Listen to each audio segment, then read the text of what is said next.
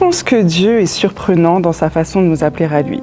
Qui pense que Dieu est tellement souverain qu'il peut même détourner les œuvres du diable et les utiliser à notre avantage? Moi, je le crois. Installez-vous confortablement, ce qui va suivre est très intéressant.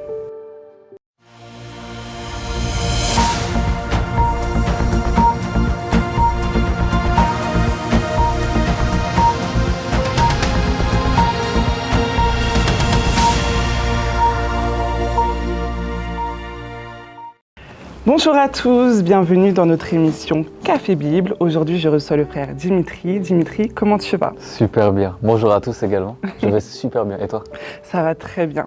Dimitri, je suis ravie de te recevoir sur notre plateau. Tu es jeune papa depuis quelques mois d'un petit champion, comme tu aimes le dire, et tu es pasteur stagiaire à l'église Parole du Salut. C'est bien ça? Oui, c'est ça. Alors Dimitri, tu grandis dans une famille athée. À la maison, on ne croit pas en Dieu du tout, mais est-ce qu'on a des petites superstitions? Est-ce qu'on croit à la chance? Ok. Faut savoir que du côté de ma mère, on croit vraiment en rien. C'est-à-dire on croit en soi-même, mais on ne croit pas du tout en l'existence d'un Dieu. On ne croit pas à des religions finalement, on ne croit pas à ces choses-là. Du côté de mon père, on croit aux esprits, parce qu'il faut savoir que ma grand-mère, je suis issu d'une famille d'Amérique latine, au Chili précisément, et ma grand-mère c'était une chamane. Ça signifie que par des esprits et autres, elle guérissait des malades. Elle faisait des miracles, des gens avec des bras cassés, jambes cassées, ils allaient la voir. Elle faisait des choses, bon, je ne veux pas dire ces choses-là, mais les gens ressortaient avec des guérisons. Donc, ils ont une conscience des choses surnaturelles, mais quand on dit Dieu, mon père n'y croit pas. D'accord. Mais il sait qu'il y a un monde. Donc on peut dire que du côté de ton père, ils ont conscience de ce monde spirituel, de ce surnaturel, mais qu'ils n'ont pas forcément la conscience d'un Dieu créateur. C'est exactement ça. Ok. Alors tes parents, ils te disent un jour que ceux qui croient en Dieu sont faibles et ont besoin de croire pour vivre. Yes. C'est une parole qui t'a marqué, parce qu'à partir de ce jour-là, tu t'es dit que Dieu, ça n'était que des fables. C'est exactement ça. En fait, je me rappelle, c'était pas forcément... C'était autour d'un buffet à table avec ma famille et on pouvait poser des questions. Mais c'est quoi une religion? Pourquoi les gens croient en Dieu ou autre? Et c'est là que mon père et ma mère ont le même speech en fait. Et ils disent voilà, en fait ce sont des personnes, ils ont besoin de croire en quelque chose pour continuer à vivre.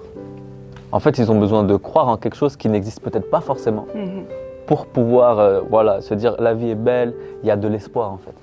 Donc moi très rapidement je me suis dit ok, ces histoires de Dieu, ces histoires de religion, etc. Bah, en fait c'est dans la tête de l'homme, c'est des fables. En fait. On note le poids des mots, hein, surtout venant de personnes qui ont autorité sur toi, tes parents, c'est pas forcément des personnes dont on remet les paroles en question. Et du coup ça a vraiment déterminé quelque chose en toi, à savoir que Dieu n'existait pas. C'est clair. Dimitri, malgré que tu aies grandi dans une famille unie et aimante, on va dire que tu étais un ado, comme on n'a pas trop envie de les avoir à la maison, parce que tu n'étais pas très sympa avec ta famille. Yes. Tu peux nous en dire un peu plus? En fait, voilà, dans mon histoire, ma famille est athée, mais comme tu l'as si bien dit, j'ai grandi vraiment avec l'amour. Ce qui signifie que quand on voit ma famille, on peut même dire que c'est une famille chrétienne. Parce qu'il y a l'unité, il y a l'amour, mais tout comme ma famille est athée, il y a une particularité. Moi aussi, j'en avais une, c'est que j'aimais pas être avec eux. D'accord. C'est-à-dire que même s'ils regardaient des films ensemble, moi, je voulais être dehors, dans la rue, avec mes amis. J'avais plus de liens avec des amis qui n'ont pas le même sang que moi, plutôt qu'avec mon propre frère. Je traînais avec beaucoup de voyous. Mais c'est comme si j'étais devenu un voyou juste vis-à-vis de ma famille. Mais avec le monde extérieur, j'étais content, j'étais heureux. Mais c'est pas quelque chose dont tu étais forcément fier? Non, du tout. Tu voyais les souffrances que ça a suscité chez ta mère et tu m'as raconté qu'un jour tu es parti voir un film d'horreur, ce que je ne recommande pas d'ailleurs, et ça a généré quelque chose en toi? En fait, exactement comme tu l'as dit, j'étais pas fier, mais j'étais pas fier sur le moment. C'est-à-dire ça a pris des mois, peut-être même des années, où là je me suis dit mais je suis vraiment dur avec eux. Et un jour, c'était vraiment la goutte d'eau où je me suis rendu compte que j'étais vraiment dur avec eux, c'est que ma mère c'est une femme très forte. Et un jour je l'ai vue pleurer alors que j'ai rien fait, mais elle pleurait juste à cause de la personne que j'étais. Là j'ai dit ok, il y a un problème. Et le problème en fait c'est moi.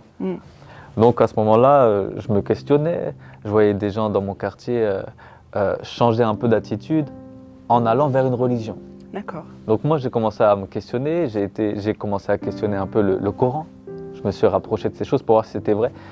J'ai pas trouvé quelque chose ce petit truc en fait. Le christianisme, c'est quelque chose que, bon, je me disais, quelqu'un qui est cloué sur une croix, c'est tout ce que je savais, tu vois. D'accord. Et un jour, j'ai voulu voir un film d'horreur parce que je regardais beaucoup de films d'horreur. Et moi aussi, n'allez pas voir ces choses-là. Vraiment, c'est pas bien. Mais je suis allé voir un film d'horreur. Et ce film d'horreur, c'était en fait un prêtre. Il chassait des démons. Il faisait toutes sortes de choses comme ça. Mais la particularité du prêtre, c'est qu'il fumait. D'accord. C'était un ancien toxicomane tiré d'une histoire vraie, je ne vais pas dire le titre. Okay. Mais quand j'ai vu les démons partir, enfin ces choses-là, c'est comme si au fond de moi, ça a suscité quelque chose. Je me suis dit, et si c'était vrai, tu vois? Et si vraiment les démons existaient? Donc depuis ce jour-là, je me suis dit, bon, je vais quand même donner la chance à l'église, je vais juste voir ce que c'est. Donc je me rappelle, c'était en 2015, pardon, je vais dans une église évangélique pour la première fois de ma vie. J'avais peur au fond de moi, parce que je me disais, je vais voir des croix partout, ils vont me dire, rejoins-moi, tu vois, comme si c'était une secte ou autre. J'avais un peu peur, et j'arrive dans une église, je vois une atmosphère de joie, de paix, ils sont tous souriants, accueillants, comme si j'étais de la famille. Donc ça m'avait beaucoup marqué. Le message, je ne me rappelle pas du tout. D'accord. Mais on m'a passé une Bible à la fin. Ok. La Bible, j'ai regardé, je me suis dit, mais qu'est-ce que je fais? Moi, je vais dire ça. Genre, ça peut être un truc sacré. Je ne sais même pas ce que ça contient en fait. Donc je commence à prendre la Bible, je la cache parce que je ne peux pas ramener une Bible à la maison. C'est pas possible. Donc je cache la Bible, je monte dans ma chambre, je commence à lire à partir de Matthieu. Je lis. Et là, il y a quelque chose qui, en moi, commence à changer. Il y a une curiosité qui monte. D'accord. Donc je commence à lire et je commence à me questionner et je commence à faire des choses que j'appellerais bizarres. Ça veut dire que je commence à parler de Dieu aux gens. Ok. Mais la chose bizarre, c'est que je parle de Dieu aux gens avec un doute sur l'existence de Dieu. Est-ce que ça, c'est pas dans ma tête? Toi, tu n'étais pas 100% convaincu? Non, en fait, j'avais vraiment un doute. Mais comme j'ai commencé à lire la Bible, qui dit clairement que voilà, Dieu existe, tu vois. Je commençais à lire la Bible, je me disais, bon, ok, là, je commençais à avoir cette information-là, mais au fond de moi, je doute encore. Et il venait d'où ce doute? Il venait, je pense, certainement de la parole de mes parents. D'accord. Qui disaient que voilà, ceux qui croient en Dieu, c'est des personnes faibles qui ont besoin de quelque chose pour y croire. Donc je me disais intérieurement, et si ça, c'était pas dans ma tête, tu vois? Et si je me faisais des films ou autre? Donc j'ai commencé à, entre guillemets, mettre Dieu au défi. C'est-à-dire que j'allais dans des églises, j'avais changé d'église, j'étais ailleurs. Et à un événement, c'était en 2015 toujours, il y avait un événement de jeunesse et pour la première fois de ma vie, j'avais ressenti la présence de Dieu. Wow. Ma main tremblait, je ne comprenais pas ce qui se passait. Je voyais des manifestations à gauche et à droite que je n'avais jamais vues avant. Donc depuis ce jour-là, même là, après avoir vécu ça, j'avais un doute. D'accord. Je me disais, bon, peut-être que voilà, je devenais fanatique, tu vois. Mais je parlais de Dieu aux gens. Tu me disais que ce doute, il persistait aussi parce que tu ne comprenais pas, tes parents non plus ne comprenaient pas, et beaucoup de personnes, je pense, ne comprennent pas, qu'on parle d'un Dieu d'amour, mais à côté de ça, il y a beaucoup de violence dans cette société, on est dans un monde où il y a beaucoup de choses sombres, et ça, tu ne te l'expliquais pas. Ouais, c'est vrai. Souvent, quand j'allais, je parlais de Dieu aussi, par exemple, à mes parents, de temps en temps, je les questionnais, en fait. Et eux-mêmes me disaient cette phrase, mais s'il y a un Dieu d'amour, de miséricorde, comment ça se fait qu'il y a des guerres, des viols, autant de conflits, la colère, etc. Et au début, je ne savais pas quoi répondre. Mais c'est une question légitime. Pas du tout. Aujourd'hui, tu répondrais quoi à ça? Aujourd'hui, avec du recul maintenant, en fait, il y a beaucoup de réponses. Mais la réponse qui me vient à l'esprit, c'est en fait, le problème dans tout ça, ça n'a jamais été Dieu. Il laisse le libre arbitre. Donc le problème dans tout ça, en fait, c'est simplement qu'il y a des gens qui marchent sans Dieu. Parce que quand on voit la source du problème de l'humanité, que ce soit guerre, viol, mensonge, etc., en fait, c'est le péché. C'est ça la source. Donc tant qu'il y a une personne qui ne marche pas 100% avec Dieu, il y aura toujours des problèmes. Ouais. Donc j'explique de cette manière-là. Vérité. Ton père te renie parce que tu t'intéresses à Dieu? Oui. Comme je l'ai dit, je leur parlais de Dieu. Mais un jour, à mon père, j'avais pris à part pour lui demander vraiment... C'était un peu poussé. Je lui ai demandé vraiment, mais pourquoi tu ne crois pas en Dieu s'il y a ça? Et mon père s'est enflammé et il m'a rejeté ce jour-là. En disant, je n'ai plus qu'un seul fils en parlant de mon grand frère. Donc là, ça, c'est fin 2015. Toujours une seule année, tout ça. Oui. Et fin 2015, je vivais beaucoup de choses difficiles. C'est-à-dire que scolairement, j'y arrivais pas. Dans mes amis, il y avait des trahisons, j'avais beaucoup de conflits. Mon père me rejette. Je me disais, bon, Dieu, si tu existes réellement, pourquoi je vis tout ça? Tu te réfugies dans la boisson aussi. Voilà, donc en fait, j'avais renié Dieu, vraiment publiquement. Les gens qui voyaient que je parlais de Dieu, je leur disais, mais c'est des bêtises, mais je parle d'une manière polie. J'étais vraiment vulgaire. Et dans ma propre chambre, je regardais le plafond, je disais, Dieu, t'existes pas. Moi, je suis athée, je veux plus entendre parler de ces choses-là. Et très rapidement, je suis replongé dans l'alcool. Ouais. Je m'enivrais, mais pareil. Je m'enivrais et je me disais au fond de moi, si Dieu t'existe, j'espère que tu souffres. Ouais, tu vois, dans ma tête. Ça me fait sourire parce que une personne athée, c'est une personne qui croit que Dieu n'existe pas, mais elle croit quand même, parce qu'elle croit qu'il n'existe pas. Yeah. Et toi, tu te qualifies athée, mais tu parles à Dieu et tu lui dis... Il y a toujours ce doute, tu vois, au fond de moi. C'est très marrant. Vraiment, tout ça. je me réfugie dans l'alcool, je m'enivre, je suis avec des gens qui fument de la drogue, etc. Je suis avec mes amis, en fait. Et je commence à vivre des choses un peu particulières. C'est-à-dire que des choses que je ne vivais pas avant. Je commence à vivre des choses nocturnes, des visitations d'esprits. C'est-à-dire? Je ne savais pas que c'était des esprits à l'époque. C'est ce qu'on appelle des femmes de nuit. Voilà, en fait, les femmes de nuit, pour être bref, c'est tu dors la nuit et d'un seul coup, tu as des rapports sexuels avec quelqu'un. Et c'est comme si c'était vrai. Tout est vrai. Puis tu te réveilles et tu te vois que c'était un rêve. Donc moi, il faut savoir que j'avais ça 3-4 fois par semaine. Et au début, je me disais, bon, c'est un rêve. Ok, cool. Je me disais ça en fait dans ma tête. Et puis j'ai commencé à voir que la chose devenait de plus en plus fréquente et il y avait d'autres choses qui venaient. Il y a des fois, je faisais du sport tout seul à la maison. J'entends Dimitri, une voix de femme derrière moi. Je me retourne, il n'y a personne. Il arrive des fois où j'étais avec mes amis, pareil, je rentre à 3h, 4h du matin chez moi, tout le monde dort. Dès que j'entre, les rideaux bougent partout. Même l'animal de compagnie se met à courir en haut en fait. Donc là, je me dis, bon, il y a des esprits, ce qu'on appelle aussi démons, il y en a. Mais c'est pas pour autant que je me dis, je vais aller voir Dieu. Tu comprends. Tu vois. Est-ce qu'avec du recul, tu es capable d'identifier ce qui a pu déclencher ces manifestations? Bien sûr, toujours dans mon enfance, ma famille, c'est une famille vraiment très ouverte. Ce qui signifie que mon père et mon frère sont sur le canapé, ils regardent un film, il y a une femme nue qui passe dans le film, on le regarde. On en rigole même. Mon père me disait pour rigoler, oui, et 2-3 femmes en même temps. Donc moi-même, j'étais conditionné dans ces choses. Je pouvais voir une femme nue à la télé, n'importe où, même au cinéma. J'ai pas de souci avec ça. Et puis même dans ma famille, on est vraiment très ouvert. Mes cousins, il n'y a pas de chrétiens. On est beaucoup dans la débauche liée à la sexualité. Donc je sais que ça, c'était vraiment une porte ouverte. D'accord. Donc on peut dire que tout ça, c'est un petit peu la résultante de ce à quoi tu as été exposé, mais aussi peut-être le fait que tu aies renié Dieu, ça a dû peut-être amplifier le phénomène. Oui, ça a amplifié. Ça a amplifié. Dimitri, si je te dis que tu l'as échappé belle à plusieurs reprises, qu'est-ce que tu me réponds? Je dirais que c'est vrai. Donc voilà, pour donner un ordre chronologique, 2015, j'ai commencé à avoir ma Bible. Fin 2015, j'ai renié Dieu. Et pendant 2 années, je faisais ma vie. Et pendant 2 années, j'en ai vécu des choses. Pendant ces 2 années, donc mon quotidien, c'était l'amertume. J'étais colérique contre Dieu, contre les chrétiens. Vraiment très colérique contre ces choses-là. Des chrétiens venaient me voir, notamment un ami, et je lui disais, mais toi, si tu es réellement chrétien, tu veux me montrer l'existence de Dieu? Il me dit, oui, on va dans un cimetière, tu ressuscites un mort. Tu me montres que c'est vrai. On va dans des hôpitaux, tu guéris des malades. Tu me montres que c'est vrai. Si tu le fais et que ça marche, je crois en Dieu. Dimitri, le challenger. Ah, un vrai challenger. Non, vraiment, j'allais voir beaucoup de personnes comme ça qui me disaient, oui, mais Dieu t'aime. Je dis, ah, il m'aime, montre-moi son existence. Fais quelque chose. Ah, tel a mal à la tête, guéris-le. Et là, généralement, les gens, ils sont un peu, ils ont un peu peur, tu vois. Donc, j'étais vraiment dans l'amertume, je combattais un peu la foi des gens. Et voilà, de 2016 à 2018, on m'appelait pour aller chercher des petits frères qui s'étaient égarés dans ce qu'on appelle des guerres de quartier. Il y avait des tensions entre les villes. Et il faut savoir que nous, on traînait minimum 20 personnes. On était vraiment beaucoup à chaque fois, vraiment beaucoup. Donc à ce moment-là, on devait être 14 chez moi. On jouait, on faisait des choses. Et là, il y a quelqu'un qui me dit, oui, mon petit frère est parti là-bas, il faut aller le chercher. Donc nous, on y va, on prend le bus, on dit 14, c'est bon, on récupère le petit, on part. On arrive là au centre commercial où il y a beaucoup de bagarres. Et là, on descend du bus, il y a 70 personnes devant nous. Wow. Des chiens, des battes de fer. Et quand ils nous voient, ils crient, ils sont là.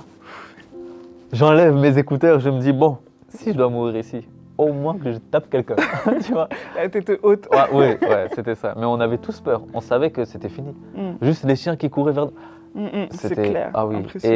Et comme par hasard, il y a un bus qui arrive, il s'arrête devant nous. C'est comme s'il nous disait montez. On monte, on est sorti sans égratigner. Wow. Donc ça, c'est déjà une étape. Deuxième étape, je me rappelle, c'était j'arrivais dans une gare, pareil, on savait que j'étais pas de cette ville. Donc quelqu'un me demande, tu es de quelle ville? Donc moi, par fierté, je réponds, je ne vais pas mentir. Je dis, je suis de telle ville, et il se met à crier. Hey, ici, il y a un gars de telle ville. On m'entoure de 25 personnes. Pareil, je me dis, bon, peut-être qu'ici, je vais mourir. Autant que je fasse quelque chose, tu vois. Et là, encore une fois, il y a quelqu'un qui élève sa voix et commence à embrouiller tout le monde. Je dis d'une manière polie, mais il dit, la personne qui la tape, je m'occupe de lui. Il était très, très, très vulgaire, mais tout le monde avait peur de lui. Donc, je suis rentré chez moi sans égratignure. Il y avait des fois où des voitures venaient en bas de chez moi pour régler des conflits, en fait. Donc, moi, pareil, j'y vais. On me dit, oui, monte au milieu. Je vois, ils étaient 2, 3. Je me dis, bon, moi, j'ai une fierté. Si c'est dans la voiture, au moins, il n'y a pas des personnes qui vont mettre des coups de pied. C'est limité. Voilà. Donc, je monte au milieu de la voiture et pareil, je ne savais pas, mais dans cette voiture, il y avait un chrétien qui était là pour que tout se passe dans la paix, en fait. Donc, moi, je raconte ça à ma mère parce que je suis habitué à lui raconter ces choses, tu vois. Et elle me dit, mais t'as une bonne étoile. Et moi, je me dis, ouais, je crois que j'ai une bonne étoile. Et un jour, là, c'est en 2018, là où toute ma vie a changé. D'accord. Il y a une amie qui m'appelle et qui me dit, oui, viens me chercher, je crois que c'était à Grigny ou à Évry, viens me chercher à telle ville pour me ramener chez moi, car des pasteurs font une délivrance sur ma petite sœur. Moi, je ne sais même pas ce que c'est une délivrance. Mais comme j'aime bien voyager, je me dis, ok, pas de souci. Et avant de partir, il y a un ami chrétien. En voyager, tu vois. Toi, t'aimais bien sortir, t'aimais bien être dehors, en fait. Dis les choses. Exactement ça. Et avant de sortir, il y a l'ami chrétien que je persécutais beaucoup. Il vient me voir. Donc je lui dis, ouais, bah là, je vais chercher tel ami, etc. Il me dit, ok, je viens avec toi. Je dis, ok. On arrive dans la ville, la fille, on la voit. Elle voit mon ami, ils se connaissent. Donc elle dit, ok, elle monte. Elle explique la situation. Mon ami dit, ok, on va prier pendant que Dimitri roule. Moi, je baisse le son de mon rap, il prie, je m'en fiche un peu, je roule, et il y a quelque chose de bizarre. C'est je regarde mon rétro et je vois le visage de la fille sans émotion. Elle prie pas, elle sourit pas, elle cligne même pas des yeux. Je comprends pas ce qui se passe. Mais je me dis, bon, c'est son problème. J'arrive dans sa ville, devant chez elle, on entre, on voit des pasteurs faire une délivrance sur sa petite sœur, et d'un seul coup, il y a une voix grave qui sort de la fille que je transportais. Et elle commence à crier, pourquoi cet homme de Dieu était là? Je devais me tuer dans cet accident de voiture. Et là, j'ai eu un déclic. Je me suis dit, en fait, l'esprit qui la possédait voulait la tuer dans l'accident de voiture à travers moi. Donc là, j'ai commencé à me dire, waouh, c'est comme si le monde s'était arrêté en fait. Et on m'a dit, bon, sors de la maison. Je sors, je vais dans ma voiture. Et je prends conscience de plusieurs choses. La première, c'est que j'ai insulté Dieu. Je blasphémais beaucoup. J'ai jamais demandé pardon. Mais je me suis rendu compte qu'il m'a sauvé la vie toutes ces fois. En fait, celui que j'appelais Bonne Étoile, c'était lui. Bien sûr. Donc ça, c'est la première des choses. Je me suis dit, son amour est vraiment grand. On est habitué en tant que chrétien à dire l'amour de Dieu est grand, extravagant. Mais on en prend rarement conscience. On ne prend pas le poids de ce qu'on dit. Voilà, c'est ça. Donc là, la première chose, c'est que je me suis dit, waouh, Dieu est vraiment amour. Ici, il y a un voile qui est tombé de mon cœur. Je me suis rendu compte que Dieu existait et qu'il me protégeait. Amen. La deuxième chose dont je me suis rendu compte, c'est que même avec toute la fierté que j'avais, le diable, il pouvait me tuer quand il voulait. Tu vois, je me disais, bon, si c'était peut-être comme le fugue de prêtre, voilà, je peux m'en sortir, tu vois, je peux faire des choses. Mais en fait, non. Le diable pouvait me tuer quand il voulait. Donc ça, c'est vraiment les deux choses qui m'ont marqué. C'était en février 2018. Et depuis ce jour, j'ai donné ma vie, je me suis baptisé en 2018. Et les choses ont allé très vite. Et actuellement, je suis pasteur stagiaire, comme tu l'as dit. Amen. Et le surnaturel, on remarque qu'il vient un petit peu comme un fil conducteur au travers de ton témoignage. Yes. Est-ce que c'est quelque chose qui est présent dans ton appel aujourd'hui? Oui. Oui. Et par exemple, aujourd'hui, quand je vois des malades, pas tous, mais je vois beaucoup de guérisons. Des gens qui ont des béquilles, qui n'ont plus besoin de béquilles, des douleurs qui disparaissent. Et je vois aussi des délivrances. D'accord. Oui, je vois beaucoup ces choses-là quand je prêche. J'ai une conviction, Dieu me dit, là, il y a tel esprit. Donc, je appelle l'esprit, il y a une manifestation. Donc, je commence à connaître ces choses. Et finalement, c'est ça qui me... Dieu a de l'humour. Parce que le film d'horreur, c'est un homme qui chassait des démons, ça m'avait titillé un peu. Et là, ça se reproduit. Amen. Dimitri, voilà. Instrument puissant. J'aimerais savoir ce qu'il en est de ta famille aujourd'hui. Ok. Il faut savoir, je suis pasteur stagiaire, mais ma famille ne croit toujours pas en Dieu. Ok. Ils ont vu des guérisons. Ils ont vu, quand je prêche, il y a eu des manifestations démoniaques. Ils ont vu ces choses, mais ils n'y croient pas. Ma mère, pour elle, c'est quelqu'un, elle se dit, bon, ça leur a fait du bien. C'est dans leur tête. Ils ont vu quelqu'un vomir après une délivrance, ils ont vu ça. Mais en fait, ils sont toujours fermés, mais ouverts maintenant. D'accord. Ils voient que voilà, leur enfant a mûri, il a changé d'attitude, il prêche quelque chose auquel il croit, et ils voient que ça fait du bien aux gens. C'est pour le moment la seule chose qu'ils voient. Le royaume de Dieu ne consiste pas en paroles, mais en puissance. Et je crois vraiment que ta famille, à travers la démonstration de puissance que le Seigneur effectue dans ta vie, dans la vie des gens, va à un moment donné se rendre compte que c'est réel. Amen. Dimitri, avant de conclure, est-ce que tu aurais un mot à adresser à nos téléspectateurs? Oui. De par mon témoignage, le premier mot que j'aimerais dire, c'est pour une catégorie de personnes. La catégorie de personnes qui se sentent peut-être sales pour l'amour de Dieu. J'aimerais dire à une personne, de par mon témoignage, j'étais blasphématoire, impudique et toutes ces choses. Dieu m'a quand même aimé, m'a quand même protégé. Donc la première des choses, c'est que j'aimerais dire Dieu t'aime, même si tu te sens sale. C'est la première des choses. La deuxième des choses que j'aimerais dire, c'est, comme on a pu l'entendre de par mon témoignage toujours, c'est que j'ai renié Dieu. Il est possible que dans ta marche chrétienne, toi aussi tu t'es éloigné de Dieu. Tu peux revenir à lui. C'est un encouragement en fait. Il est toujours possible, tant que tu vis, de revenir à lui et c'est ce qu'il souhaite. Donc c'est la deuxième des choses que j'aimerais te dire. Dieu veut une réconciliation complète avec toi. La troisième des choses, c'est qu'on n'est jamais trop sale pour servir Dieu. Et c'est ça la folie de Dieu. Dieu veut se servir des gens, même auxquels on ne misera pas 1 euro, pour en faire comme des merveilles. En fait. Amen. Donc voilà, c'est vraiment les trois choses que j'aimerais dire pour encourager une personne. Dieu t'aime, Dieu veut t'utiliser et Dieu veut être proche de toi en fait. C'est tout. Prions. Yes. Père, pour toutes les personnes qui regardent cette émission, je prie pour une réconciliation avec toi. Une réconciliation dans l'intimité avec toi. Saint-Esprit, je te demande de restaurer un cœur. Il y a des personnes qui tombent dans des péchés, dans des addictions. Il y a des personnes qui tombent, que ce soit dans le mensonge, la pornographie et ces choses-là qui affectent même leur relation avec toi. Je prie pour que tu les délivres de cela. Je prie aussi pour qu'une personne puisse te servir, mais vraiment parce que tu l'aimes. Qu'une personne puisse prendre conscience de l'amour que tu as pour elle. Et je le remets tous entre tes mains. Au nom de Jésus. Amen. Au nom de Jésus, Amen. Merci Dimitri, merci à tous pour votre écoute. Continuez à suivre nos émissions, abonnez-vous sur YouTube, Insta, commentez, likez, partagez, ça nous donnerait de la force. Et je vous dis à très bientôt. Yes.